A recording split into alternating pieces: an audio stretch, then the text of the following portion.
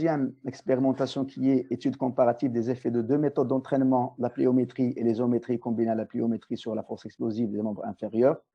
Donc, on a essayé de voir cet impact sur l'endurance explosive horizontale et l'endurance explosive verticale, l'explosivité horizontale et l'explosivité verticale.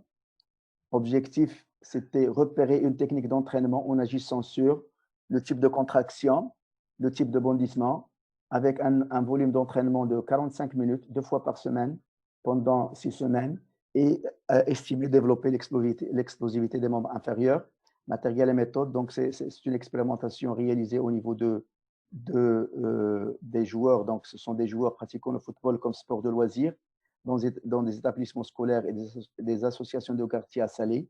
Donc, âgés de 15 à 18 ans, on a essayé de voir, c'est-à-dire les tests, donc le saut pied-joint vertical, maximum de sauts pieds-joints verticaux et avec une hauteur de 50 cm, maximum de sauts horizontaux avec un espace de 1 mètre entre les sauts, et le saut pieds-joints horizontaux.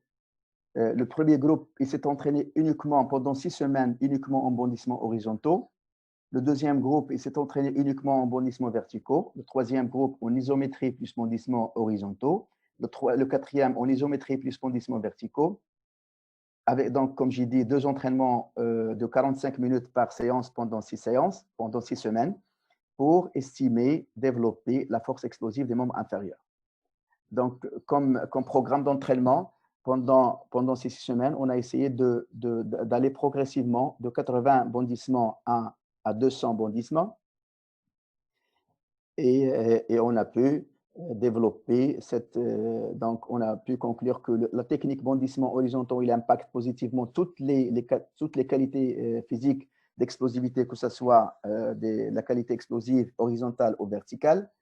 La même chose pour l'endurance explosive horizontale ou verticale. Et pour la technique ISO plus bondissement horizontaux, donc la même chose, il impacte les 4 qualités physiques en bondissement horizontal ou vertical. La technique bondissement verticaux, quant à elle, il a impacté négativement les sauts pieds-joints horizontaux, mais positivement les autres qualités. Et la même chose pour la technique ISO plus bondissement verticaux, il a impacté négativement les sauts pieds-joints horizontaux et positivement les autres qualités. Conclusion, cette conception pour choisir une technique pour notre force explosive, avec un type de contraction pliométrique ou isométrique, avec un type de bondissement horizontaux ou verticaux, et avoir un effet positif sur l'explosivité des membres inférieurs. Donc, on a pu conclure qu'avec un minimum de bondissement de 80 à 20 à 200 bondissements, on peut agir sur l'explosivité des membres inférieurs. Et cet article a fait l'objet de notre troisième